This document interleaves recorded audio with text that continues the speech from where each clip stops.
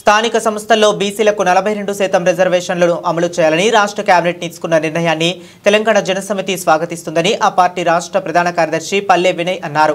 శుక్రవారం పార్టీ రాష్ట్ర కార్యాలయంలో ఏర్పాటు చేసిన విలేకరుల సమావేశంలో గ్రేటర్ హైదరాబాద్ అధ్యక్షుడు ఎం నర్సయ్యతో కలిసి ఆయన మీడియాతో మాట్లాడారు.